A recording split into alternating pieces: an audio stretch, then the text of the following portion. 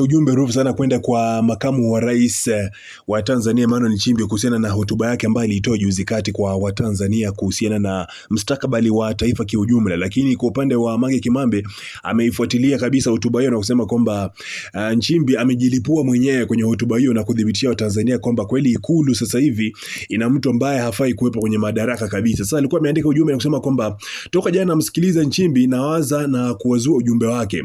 Kwa lugha fupi anatambua wapo lobbyist wa Ikulu ambao ni wafitini, waongo, wezi na wasio waaminifu, watu wabaya, wezi, wabadhirifu, uchonganishi na wapenda damu za watu, yani wapenda vitu vibaya vibaya. Inamaanisha nini? Hii kwanza ni kukubaliana na Watanzania wengi wanaolalamika serikali kuvamiwa kupitia Ikulu na kubless ufisadi wa kufuru, uchonganishi wa kisiasa kupitia itikadi za vyama na imani za kidini. Kibaya zaidi, watu na wezi, uchonganishi, bado watu hao wanapenda damu za kuteka, kutesa na kuua mtu mmoja mmoja, na pia halaiki kama ilivyokuwa Oktoba 29 tu Novemba 5 mwaka 2025. Huu ni ujumbe mzito, licha ya kuwa ni rai kwa viongozi wa dini kuomba dhidi ya hayo, lakini pia ni ujumbe kwa Ikulu kuwa ni dhahiri inatambulika kuwa imeingiliwa na ovu wao, hivyo haina namna bali lazima ijisafishe na kutema uchafu ama isafishwe ili iendelee kubaki sehemu yenye usafi usio na doa.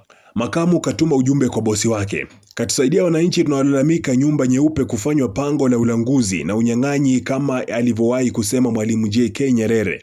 Ametusaidia kusema tukiona picha za watu wenye sifa mbaya kama yule Mzimbabwe mwenye sifa hizo alizohitaji Nchimbi akiwa kajiachia kwenye makochi ya Ikulu, tunapata fikra gani? Tukiona watu wanaotumiwa mikono yao kuwa na damu na uharamia wakiteuliwa na mamlaka ya uteuzi iliyopo Ikulu, tunapata picha gani? Kama sisi tunaona hayo, kwa nini Balozi Nchimbi asione au kusikia? Sasa kasema maombi kwa Mungu husikika muda wote, ila Mungu hupanga na huamua kwa wakati wake.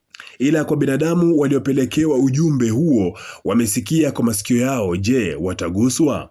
Kuna falsafa moja ni muhimu kuijua. Uovu ni kufanya jambo baya kwa ujasiri uliopitiliza na kutojali matokeo. Hivyo waovu ni majasiri wa ubaya, na level wanazofikia huwa hawajali wala kutishika tena na maneno.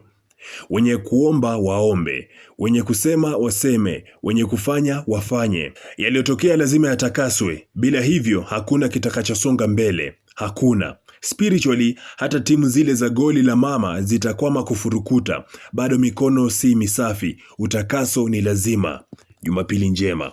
Mwisho wa nukuu ya hicho ambacho alikuwa amekiandika Mange Kimambe kwenye mitandao yake. Sasa hapa anasema kwa namna moja ama nyingine Nchimbi kwa hicho ambacho alikisema alikuwa kama anatuma ujumbe mfupi kwenda kwa Rais Samia na watu wote ambao wapo kwenye swala zima la uteuzi za Rais Samia, lakini pia anasema kwamba alikuwa amewasaidia Watanzania kufungua macho bila kujua kabisa kwamba ameexpose baadhi ya maovu ambayo yanafanyika kwenye Ikulu ya Rais Samia. Sijui kama unakubaliana na hili, nipe maoni yako pale chini kwenye uwanja wa comment.